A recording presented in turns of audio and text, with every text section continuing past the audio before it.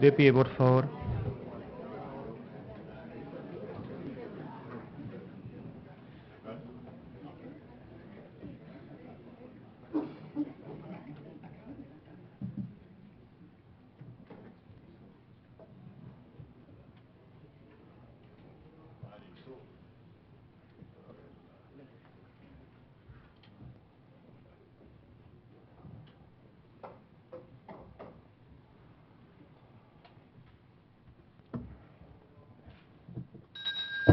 Se abre la sesión.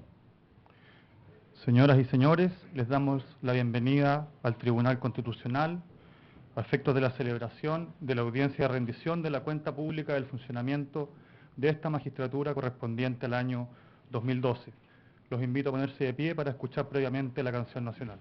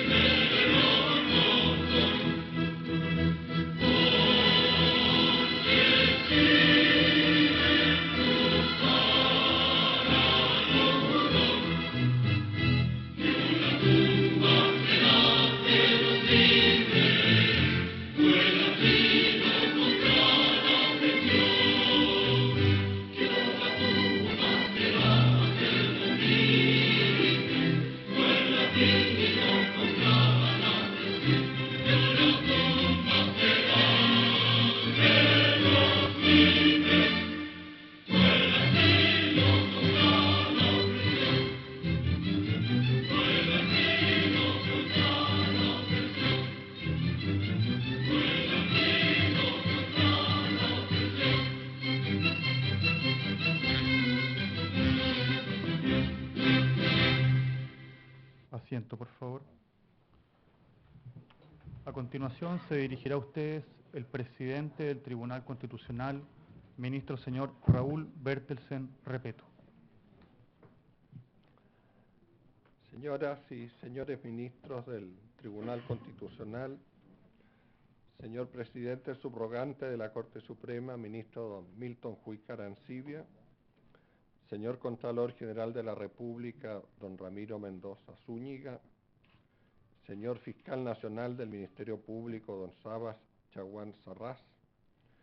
señor Ministro Secretario General de la Presidencia, don Cristian Larroulé Viñó, señora Ministra de Justicia, señora Patricia Pérez Goldberg, señores expresidentes y ministros del Tribunal Constitucional, señores ministros de la Corte Suprema, señora Fiscal de la Corte Suprema, doña Mónica Maldonado Croqueviel, señor Presidente de la Corte de Apelaciones de Valparaíso, ministro don Jaime Arancibia Pinto, señores auditores generales, autoridades, invitados especiales, señoras y señores. En cumplimiento de lo dispuesto en los artículos 8º, letra H y 155 de la Ley 17.997, Orgánica Constitucional del Tribunal Constitucional, procedo a rendir cuenta pública de las actividades institucionales de orden jurisdiccional y administrativo desarrolladas durante el año 2012 por la magistratura que presido y de la gestión financiera del mismo periodo. Lo hago acompañado de las ministras y ministros del tribunal, en presencia de autoridades de gobierno, del Poder Judicial, de órganos autónomos del Estado,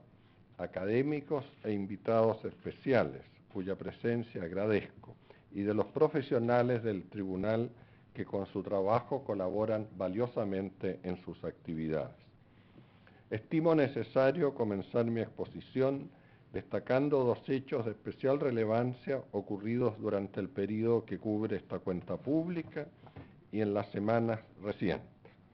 El primero de ellos es la renovación parcial de los ministros del Tribunal Constitucional y el segundo es la instalación de esta magistratura en su nueva sede en la que hoy nos encontramos. Renovación parcial de los ministros del Tribunal Constitucional. El 5 de mayo de 2012 cesó en el cargo de ministro del Tribunal don Enrique Navarro Beltrán, al término del periodo de 6 años para el que fuera designado por la Corte Suprema de Justicia. El exministro Navarro deja como legado sentencias notables debidas a su ágil pluma, como también, no podemos silenciarlo, un buen número de prevenciones y disidencias. Y será recordado por la acuciosidad con que estudiaba las causas sometidas a conocimiento del tribunal. En su reemplazo, la Corte Suprema designó como ministro del Tribunal Constitucional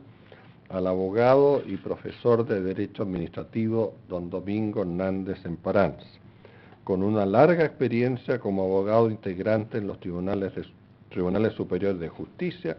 y quien asumió su cargo prestando el juramento de rigor el 13 de junio de 2012. Conforme a las normas constitucionales y legales que regulan su integración, el Tribunal Constitucional informó oportunamente al Presidente de la República y ambas cámaras del Congreso Nacional el cese en sus cargos que afectaba a 4 de sus 10 ministros a partir del 15 de marzo del año 2013, a objeto de que dichos poderes del Estado efectuaran los nombramientos correspondientes. En ejercicio de sus atribuciones, la Cámara de Diputados propuso y el Senado aprobó el nombramiento como ministros del Tribunal del abogado y profesor de Derecho Constitucional don Gonzalo García Pino y del abogado y profesor de Derecho Constitucional y Regulación Económica don Juan José Romero Guzmán. El ministro García fue renovado en su cargo, mientras que el ministro Romero reemplaza a don Marcelo Venegas Palacios, quien fuera durante 2 años presidente del Tribunal Constitucional, correspondiéndole en ese período la ardua labor de gestionar e impulsar su instalación en la sede que hoy ocupa. Hace apenas una semana, el presidente de la República nombró como ministros del tribunal a la abogada doña María Luisa Abraham Barril y al abogado y profesor de Derecho Administrativo don Iván Aróstica Maldonado. El ministro Aróstica fue renovado en su cargo, mientras que la ministra Abraham llega al tribunal precedida de una gran experiencia en el estudio y gestión de asuntos públicos, y lo hace en reemplazo de don José Antonio Viragallo Quesney, quien deja un grato recuerdo en quienes trabajamos con él en esta magistratura, a la que aportó sus conocimientos y experiencia. Los 4 ministros antes mencionados tomaron posesión de sus cargos, prestando el juramento o promesa de rigor en ceremonia solemne celebrada el pasado lunes 18 de marzo. A todos ellos, en nombre del Tribunal Constitucional y en el mío propio, deseo una estadía grata y fructífera en el ejercicio de sus funciones de jueces constitucionales. La renovación que ha sufrido el Tribunal Constitucional de Chile reviste una gran importancia. Con ella ha terminado lo que podemos llamar periodos de duración especiales en sus cargos de algunos magistrados, que resultaban de la aplicación de las disposiciones constitucionales transitorias introducidas por la Ley número 20.050 de 2005 de reforma constitucional, que alteró sustancialmente la composición y atribuciones de esta magistratura. De ahora en adelante, todos los integrantes del tribunal tienen una duración de 9 años en sus cargos, no reelegibles, salvo que fueren nombrados en reemplazo de otro ministro y hubiesen desempeñado el cargo por un periodo menor a 5 años. De esta forma, los ministros que se acaban de incorporar al tribunal tienen por delante un largo horizonte de trabajo que les permitirá estar en sus cargos a la fecha en que esta magistratura celebre su cincuentenario el año 2021, fecha en que quien les habla, junto a otros ministros, lo que esperan es poder concurrir a la celebración que entonces se efectúe. En materia de integración del tribunal, cabe señalar además que conforme a lo establecido en nuestra Ley Orgánica Constitucional, en el pasado mes de noviembre se publicó en el Diario Oficial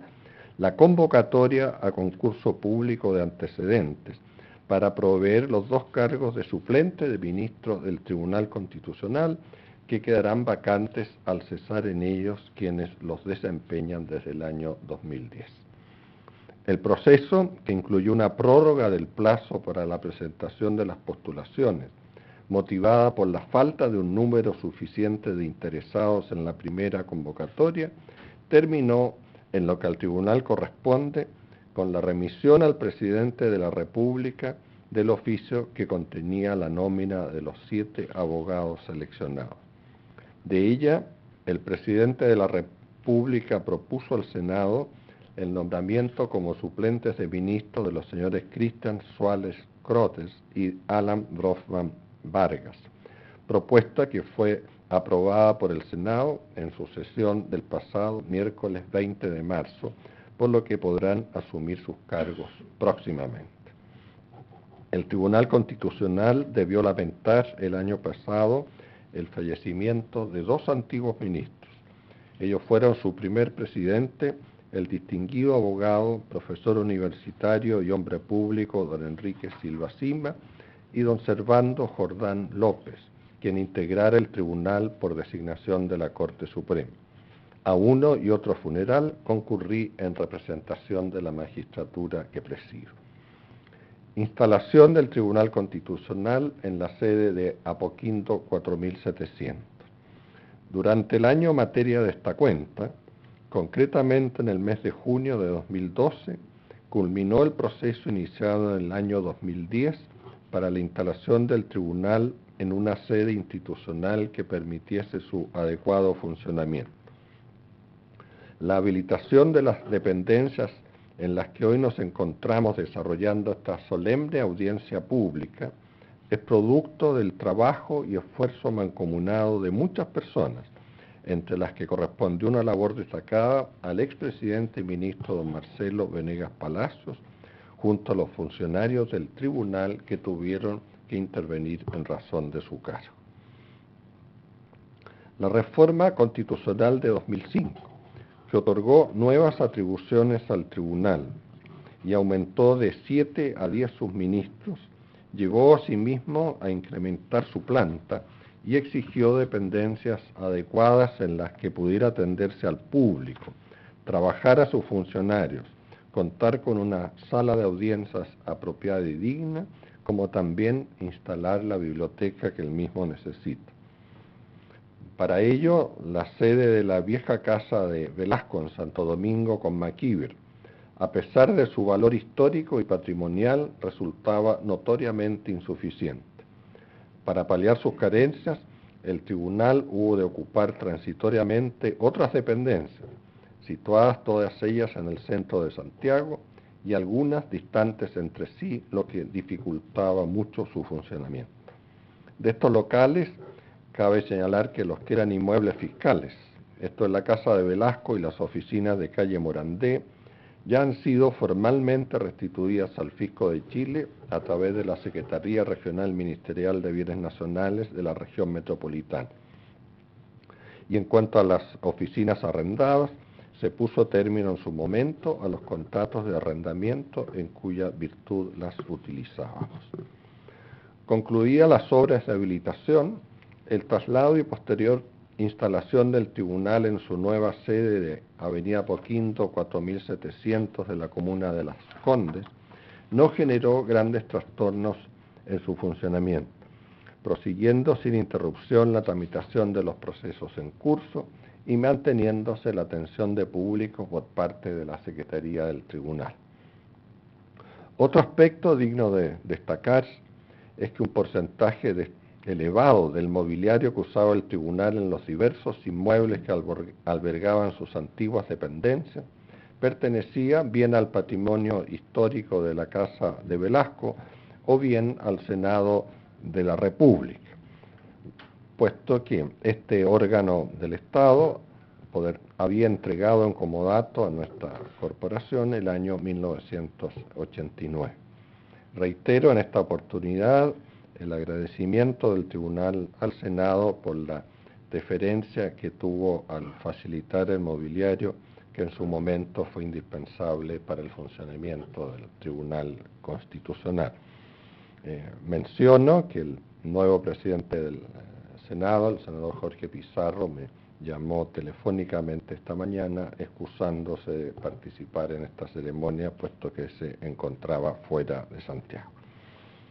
Para paliar la notoria falta de mobiliario que se produjo, hubo que efectuar una importante inversión en la compra de diversos bienes muebles, en cuya selección y adquisición se ha tenido presente la funcionalidad de los mismos, como también la necesidad de contar con dependencias, como esta sala de audiencia, dotada de un mobiliario acorde con la dignidad y trascendencia de las funciones que en ella se realizan. El detalle de esta inversión se registra en el anexo de esta cuenta relativo al informe de gastos del ejercicio 2012, rendido en el mes de enero del año en curso, en cumplimiento de lo dispuesto en el artículo 156 de nuestra ley orgánica. Además de su amplitud y comodidad, esta sede del tribunal cuenta con modernas salas de audiencia, tanto para las sesiones del Pleno como para el trabajo de las dos salas de la magistratura. Por otra parte, los abogados que vienen a alegar ante el tribunal también tienen un espacio especialmente acondicionado para ellos en una oficina contigua a las salas de audiencia,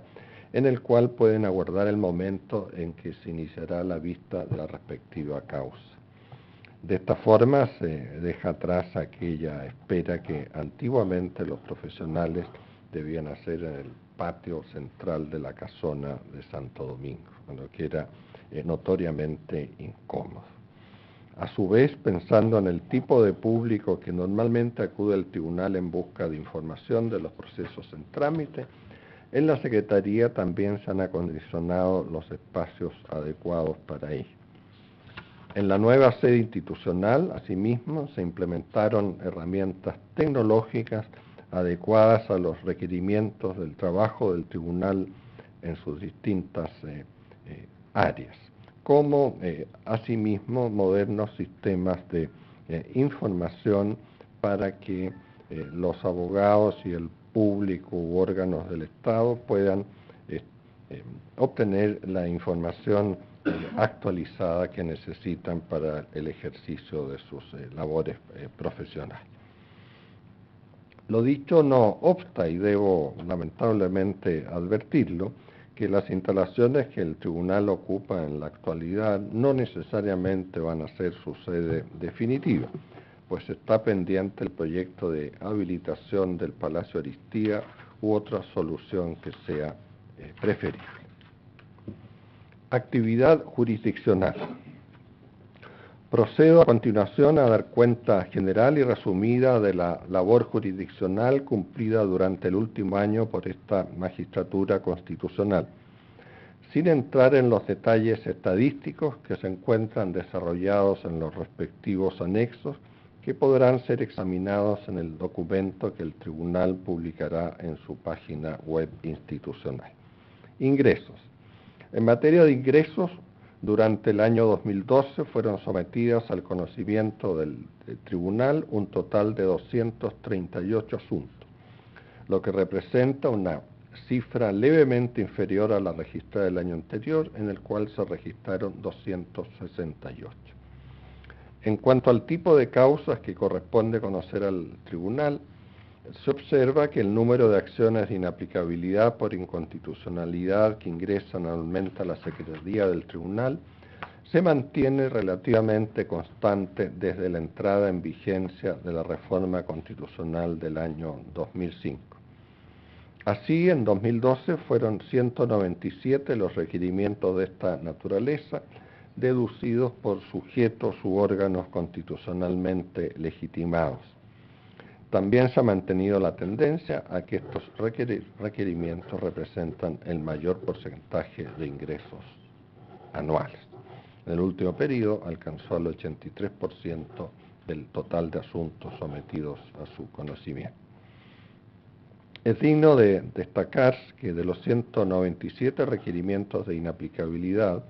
un total de 22 tuvieron como requirentes a los tribunales que conocen de los asuntos en los que podría ser aplicado el precepto legal cuestionado. Esto representa un 11% de los ingresos registrados en el periodo para esta clase de requerimiento.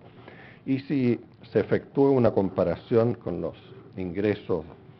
similares de años anteriores, el año 2011,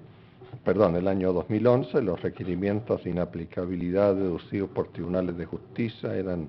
el 8% de las inaplicabilidades deducidas y el año 2010 solo el 5%. Hay pues un incremento notorio, aunque todavía no particularmente importante en el total de asuntos de requerimientos de origen judicial. Se aprecia por consiguiente lo que es indicativo de la creciente preocupación de los jueces para que opere la vía prevista por nuestra Carta Fundamental, a objeto de que el Tribunal Constitucional, único órgano habilitado para hacerlo, ejerza el control de constitucionalidad de las leyes. En cuanto a las cuestiones de constitucionalidad que plantean los tribunales de justicia en sus requerimientos, se observa una variedad en las normas legales cuestionadas. Así, se ha requerido por los efectos inconstitucionales que pudiera provocar la aplicación de preceptos ligados al derecho civil, derecho a familia, derecho tributario, derecho laboral y previsional, y por el derecho municipal. Otro hecho que resulta igualmente de interés resaltar es que durante el año 2012 aumentó la cifra de requerimientos de inaplicabilidad por inconstitucionalidad deducidos por órganos de la administración del Estado en las gestiones judiciales en las que son parte. Estos requerimientos suman solo 6 en el periodo que me refiero, pero es algo que anteriormente o no existía o era muy excepcional. En todo caso, cabe destacar que 5 de estos 6 requerimientos se formularon respecto a un mismo precepto legal, el contenido del inciso segundo del artículo 5 de la Ley sobre Acceso a la Información Pública. En cuanto al fondo de las inaplicabilidades presentadas al tribunal por los particulares que son parte en gestiones judiciales, la mayor cantidad se refiere a la aplicación de normas legales de índole previsional y laboral. 38 requerimientos, que corresponden al 19% de las inaplicabilidades ingresadas, lo que no deja de ser un porcentaje relevante, solicitaban la declaración de inaplicabilidad de normas legales relativas al descanso de los trabajadores del sector de transporte interurbano rural de pasajeros, de artículos relacionados con el derecho a huelga de los trabajadores y de disposiciones sobre pago de cotizaciones previsionales. A su vez, 29 inaplicabilidades ingresadas durante el periodo, representativas de un 15% del total de acciones se refieren a normas incluidas en los códigos procesal penal y de procedimiento penal, destacándose particularmente en cuanto a su cantidad las referidas a facultades del Ministerio Público, a medios probatorios, sujetos legitimados y procedencia de recursos en el juicio oral. A las mencionadas siguen en importancia numérica 10 acciones de inaplicabilidad relativas a normas legales sobre filiación, 9 en que se impugnaran normas del Código de Minería y otro número de requerimientos de inaplicabilidad que en menor número se interpusieron sobre asuntos tributarios, de procedimiento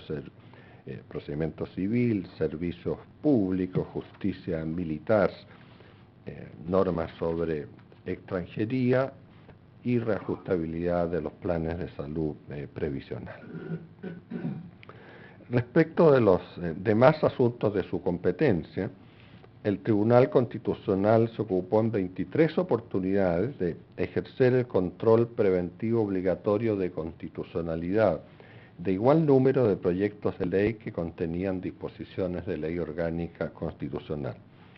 Estas causas representan el 10% del total de asuntos ingresados en el año 2012, que es un porcentaje similar al de años anteriores. En cuanto a las materias objeto de control obligatorio, destacan el proyecto de ley que establece el sistema de elecciones primarias para la nominación de candidatos a presidente de la República, parlamentarios y alcaldes, el proyecto de ley que modifica la Ley General de Pesca y Acuicultura, el que regula los derechos y deberes de los pacientes en la ejecución de acciones de salud, el proyecto de ley que crea los tribunales ambientales, el que regula la instalación de antenas emisoras y transmisoras de servicios de telecomunicaciones, el proyecto de ley sobre composición nutricional de los alimentos, el que establece medidas alternativas a las penas privativas o restrictivas de libertad, el proyecto de ley que establece medidas de prevención y de sanción de hechos de violencia en los recintos deportivos y el proyecto de ley que modifica las normas de subdivisión de predios rústicos.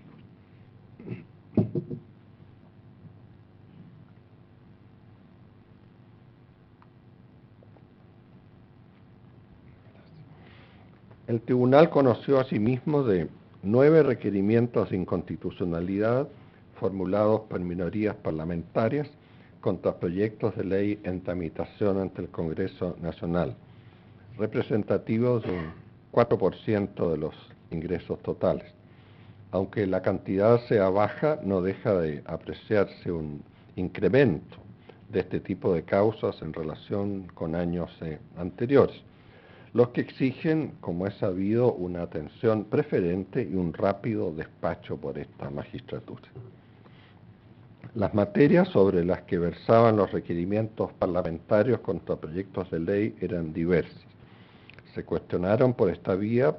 los proyectos de ley sobre inscripción automática, el que establece medidas en contra de la discriminación, el que otorgaba beneficios a funcionarios del sector salud, el proyecto de ley que establece un régimen simplificado para trámites referidos a personas jurídicas, el que regula la televisión digital terrestre, el que crea el Ministerio del Transporte y, por último, se presentaron a final de año 3 requerimientos contra el proyecto de ley que introducía modificaciones a la Ley General de Pesca y Acuicultura. El tribunal ejerció asimismo en este periodo por primera vez la atribución contemplada en el número 8 del artículo 93 de la Constitución,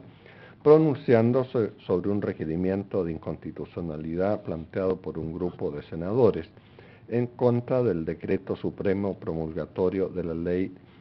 20.595, motivado en que dicho decreto contendría un título diverso al que constitucionalmente correspondía. Finalmente, se hace presente en materia de ingresos a la presentación ante el tribunal de 7 requerimientos de inconstitucionalidad formulados en contra de normas de autos acordados.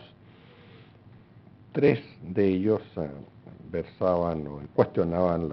el auto acordado sobre tramitación y fallo del recurso de protección de garantías constitucional.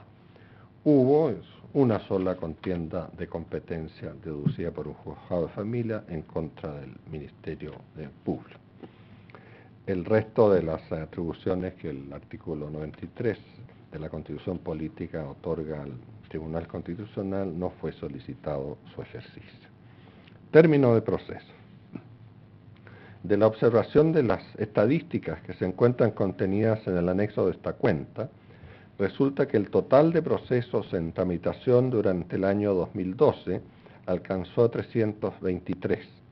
de los cuales 238 corresponden a ingresos de ese año y 84 a causas de arrastre de años anteriores. 225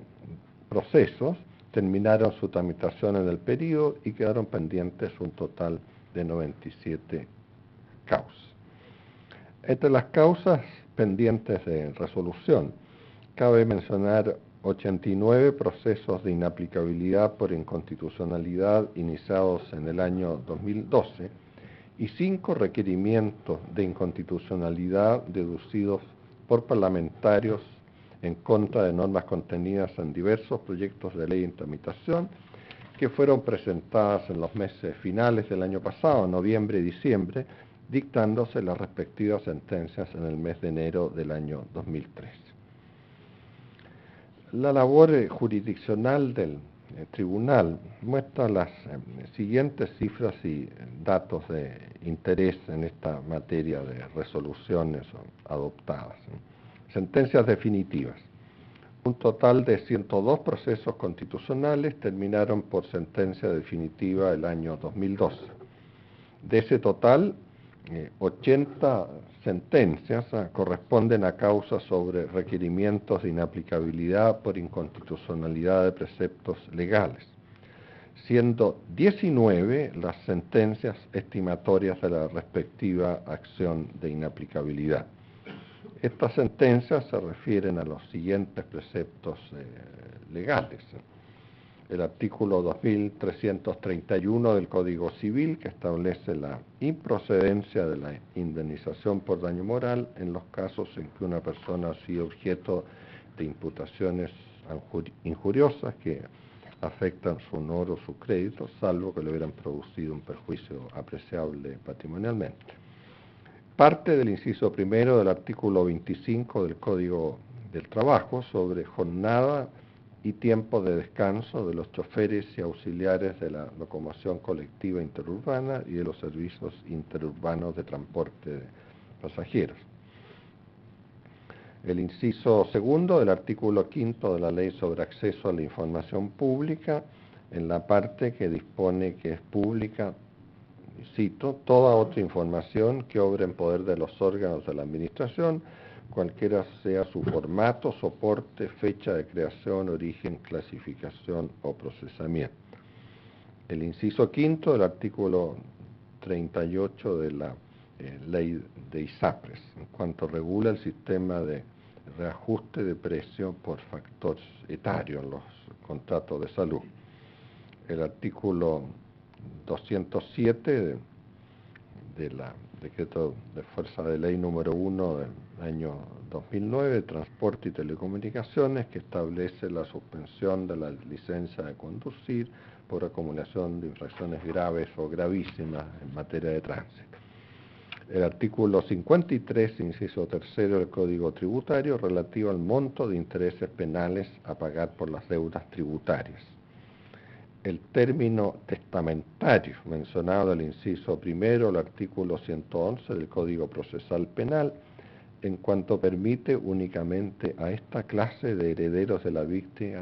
víctima interponer querella criminal. El artículo 418 del Código Procesal Penal sobre procedencia de la apelación de la sentencia que rechaza la petición de desafuero. El artículo 75, inciso primero de la Ley Orgánica Constitucional de Municipalidades, relativo a la incompatibilidad en el cargo de concejal con cargos directivos en educación, salud o servicios municipalizados. Y el artículo 206 del Código Civil, que fija un plazo para interponer la acción de reclamación de filiación no matrimonial en ciertos casos.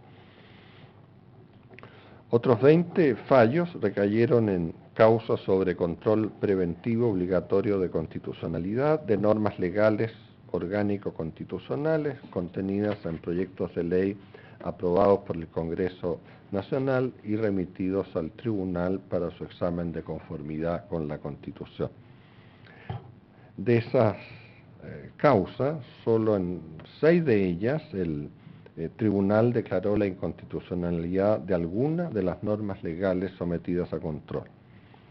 Tal ocurrió en las sentencias relativas al proyecto de ley sobre inscripción automática, servicio electoral y sistema de votaciones, al proyecto de ley regulatorio de los derechos y deberes de los pacientes, el proyecto de ley que crea los tribunales ambientales, el que regula la instalación de antenas emisoras y transmisoras de servicios de televisión, el proyecto de ley que amplía el plazo concedido a los sostenedores de establecimientos educacionales para ajustarse a la Ley General de Educación y, por último, en el fallo relativo al proyecto de ley que establece el sistema de elecciones primarias para la presentación de candidatos a presidente de la República, parlamentarios y alcaldes. A su vez, el tribunal dictó sentencia definitiva rechazando el requerimiento parlamentario que impugnara la constitucionalidad de una norma del proyecto de ley que establece medidas contra la discriminación y también rechazó el requerimiento que cuestionaba la constitucionalidad del decreto supremo promulgatorio de la ley que crea el ingreso ético familiar, que establece bonos y transferencias condicionados para las familias de pobreza extrema y crea subsidio al empleo de la mujer. Efectos de las sentencias dictadas por el tribunal. En el año 2012, las sentencias dictadas por el Tribunal Constitucional han producido los efectos previstos para cada una de ellas, siendo acatadas por los órganos constitucionales, autoridades y personas afectadas. Esta situación, que es indicativa de la vigencia efectiva del principio de supremacía constitucional, ha ido acompañada, sin embargo, en la demora en dar solución a algunas situaciones generadas por sentencias o bien presentadas por exhortaciones de esta magistratura. Al respecto, cabe recordar que a la fecha todavía no se legisla para regular el sistema de alza en el precio de los contratos de salud previsional por razones de edad y sexo que ofrecen las ISAPRES, cuestión que fue objeto del pronunciamiento de inconstitucionalidad por parte del Tribunal el 6 de agosto de 2010, en la que declaró la inconstitucionalidad parcial del artículo 38 ter de la ley de ISAPRES. Algo similar ocurre con la necesaria reforma a la actual institucionalidad de la Corporación Nacional Forestal, circunstancia que fue observada en sentencia de 1 de julio de 2008, dictada en el proceso de control de constitucionalidad del proyecto de ley sobre recuperación del bosque nativo y fomento forestal. Inadmisibilidades. Dentro de las estadísticas de término de procesos constitucionales del período 2012, deben mencionarse las 79 resoluciones que declararon inadmisibles igual número de requerimientos deducidos ante el Tribunal Constitucional. De esas sentencias, 76 correspondieron a requerimientos de inaplicabilidad y 3 a requerimientos contra autos acordados. Término de procesos por otros mecanismos previstos en la ley. La ley orgánica del tribunal lo faculta para no admitir a tramitación los requerimientos que se deducen sin cumplir con algunas exigencias, más bien de tipo formal, que se indican en las normas de procedimiento pertinente. En esta situación procesal quedaron 29 acciones de diversa naturaleza, principalmente sobre recursos de inaplicabilidad. Además, el tribunal hubo de resolver 3 desistimientos y 2 últimos procesos que se retiraron en materia de inaplicabilidad por inconstitucionalidad. Audiencias públicas decretadas por el tribunal.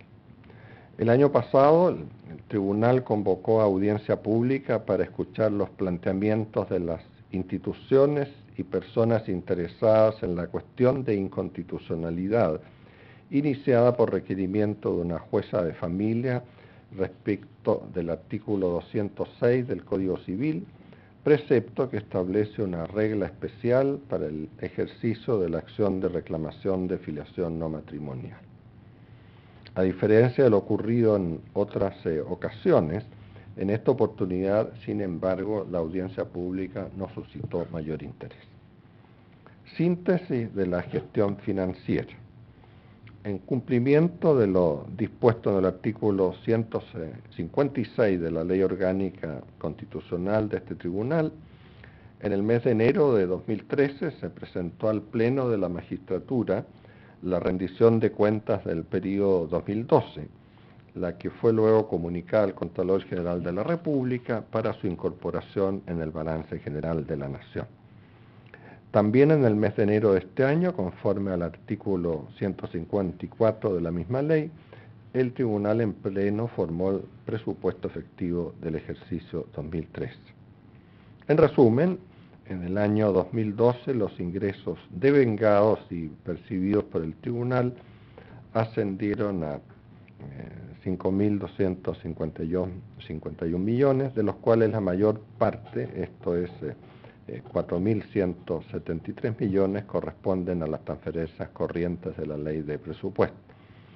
Respecto a la ejecución presupuestaria, los gastos más significativos son los de personal, bienes y servicios de consumo.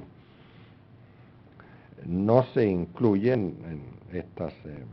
cifras, sin embargo, el presupuesto extraordinario de habilitación de la sede institucional, para la que el tribunal contó con aportes financieros adicionales. El resumen de la rendición de cuentas del año 2012 y del presupuesto efectivo formado para el presente año, así como los cuadros y gráficos comparativos de la gestión financiera, se incluyen en los anexos de esta cuenta pública y podrán ser consultados en la página web del tribunal. Otros asuntos de interés. Dotación de personal. Durante el periodo de esta cuenta, previo concurso público, se llenaron vacantes para los cargos de relator y de documentalista, previstos ambos en la planta de personal del tribunal según su ley orgánica constitucional. A la fecha, el personal de la magistratura contempla un total de 70 funcionarios, de los cuales 42 ocupan cargos de planta, mientras que 28 cumplen funciones bajo las normas del Código del Trabajo, modalidad expresamente permitida para contratarlos en nuestra ley orgánica. Publicaciones. El año 2012 se publicaron los tomos 13, 14 y 15 de jurisprudencia del tribunal, que contienen las sentencias de término dictadas en los procesos roles 1053 al 1350,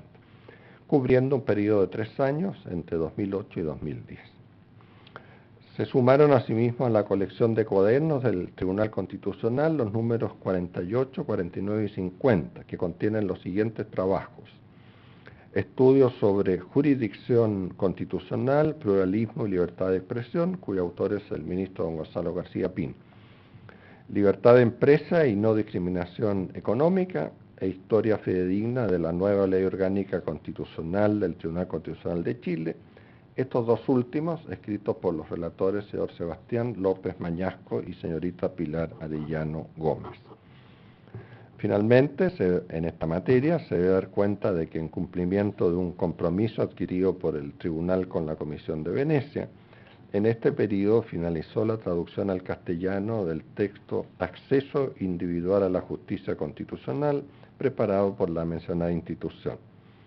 La versión digitalizada de este texto traducido fue distribuida a los magistrados asistentes a la 9ª Conferencia Interamericana de Justicia Constitucional, realizada en la ciudad de Cádiz, de España, en el mes de mayo del año pasado.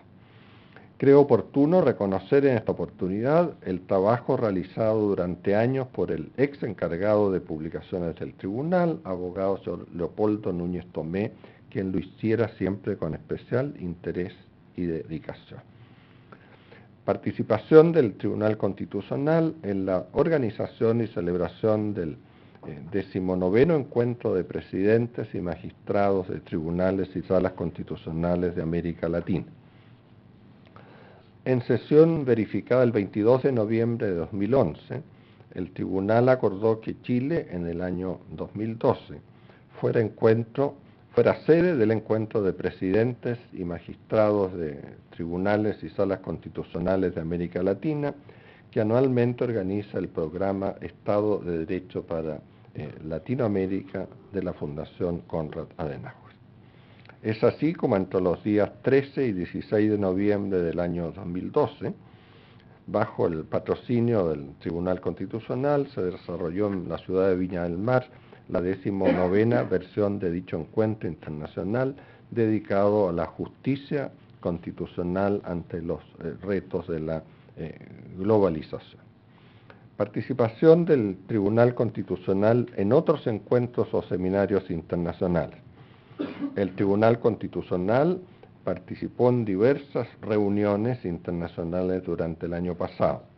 En el mes de abril, el ministro Gonzalo García Pino concurrió al seminario organizado por la Corte Constitucional de Turquía para celebrar su cincuentenario. En el mes de mayo, el ministro Francisco Fernández Fredes y quien les habla, asistimos a la 9ª Conferencia Iberoamericana de Justicia Constitucional realizada en Cádiz, cuyo tema central versó sobre presidencialismo y parlamentarismos en la jurisprudencia constitucional, actividad que se insertó en los diversos actos conmemorativos del bicentenario de la Constitución Española de 1812. Y en junio, la ministra Marisol Peña Torres participó en el 2º encuentro de magistradas constitucionales de Iberoamérica, desarrollado en Bogotá, bajo el tema central de la convocatoria, igualdad sexual y no discriminación por razones de género en la jurisprudencia constitucional. Por último, el Tribunal Constitucional participó, como es habitual, en las sesiones plenarias de la Comisión de Venecia, asistiendo a ellas los ministros Hernán Bodano y José Antonio Viera Gallo, los meses de junio y octubre de 2012. Convenios del Tribunal con organismos extranjeros. A través del Gabinete de la Presidencia, el Tribunal ha mantenido actividades asociadas al convenio de cooperación e intercambio de magistrados y funcionarios judiciales de las Cortes Supremas de los países del Mercosur y asociados. Específicamente, en el marco del programa Joaquín Nabuco, se recibió a 2 funcionarios del Supremo Tribunal Federal de Brasil. Ese mismo año, 4 funcionarios del Tribunal Constitucional realizaron una pasantía de varias semanas en el Supremo Tribunal Federal brasileño. Secretaría del Tribunal.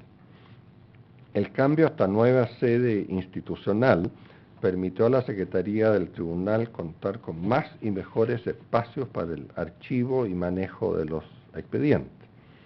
Además, se habilitó un moderno buzón electrónico que funciona a las 24 horas del día, todos los días de la semana, y que permite el ingreso de escritos fuera del horario de atención de las oficinas respectivas. Pensando en mejorar la atención de los usuarios, la Secretaría también habilitó una pantalla táctil para que el público que acude a sus dependencias pueda revisar directamente la versión digitalizada de los expedientes desde la página web del Tribunal. Y ha continuado durante el periodo objeto de esta cuenta el proceso de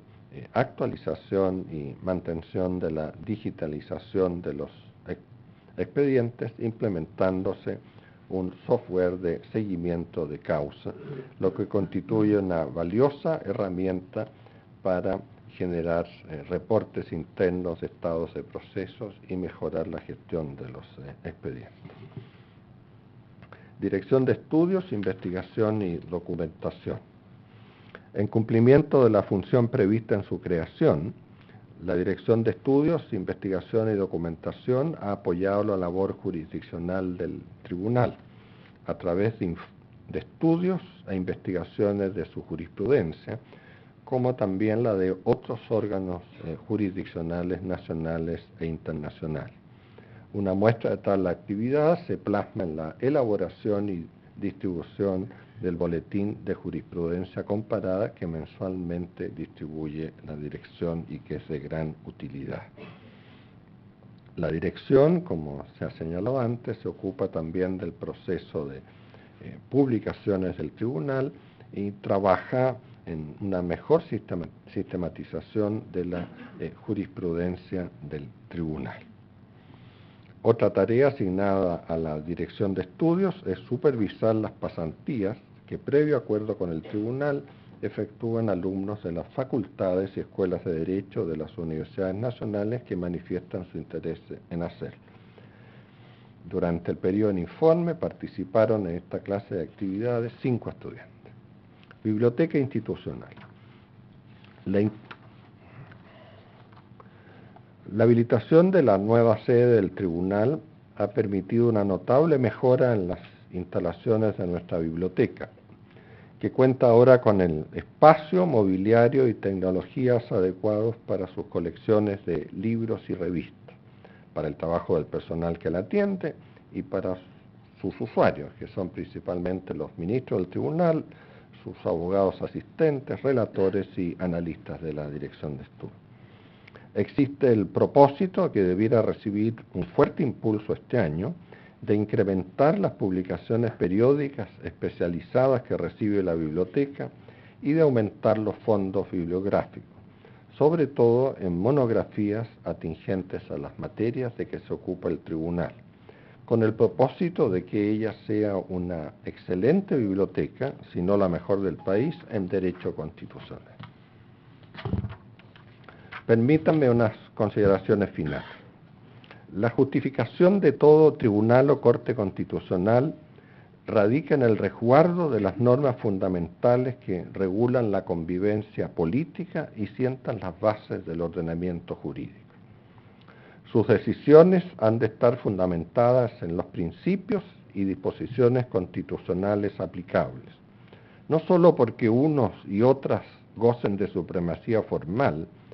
sino por su valor intrínseco y porque su vigencia efectiva es necesaria para la existencia del Estado de Derecho, la democracia y el pleno respeto de los derechos humanos. De ahí que consideraciones de mérito, oportunidad o conveniencia política les sean ajenas. No ignoro, porque conozco la realidad de otros países, que no siempre los tribunales constitucionales actúan de esta manera, pues en ocasiones son condescendientes con quienes gobiernan y en otras asumen a través de su activismo judicial un protagonismo político que no les corresponde. No es ciertamente el caso del Tribunal Constitucional de Chile. En la cuenta, cuya lectura termino, aparece que en el año pasado el tribunal dictó 19 sentencias de inaplicabilidad y que solo en 6 casos declaró la inconstitucionalidad de preceptos legales contenidos en proyectos de ley orgánica constitucional sometidos a su control. No declaró, en cambio, inconstitucionalidad alguna de normas legales que antes hubiese estimado contrarias a la Constitución en su aplicación judicial.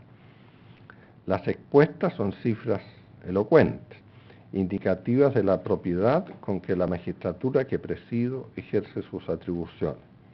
Confío que la incorporación de nuevos ministros, junto a aquellos que permanecemos en nuestros cargos, algunos entre los que me cuento por poco tiempo más,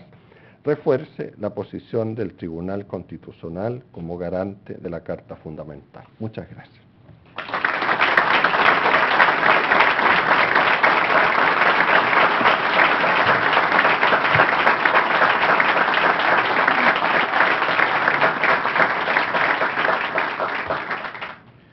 Agradeciendo vuestra asistencia, se da por concluida esta audiencia y se invita a todos los presentes a un cóctel en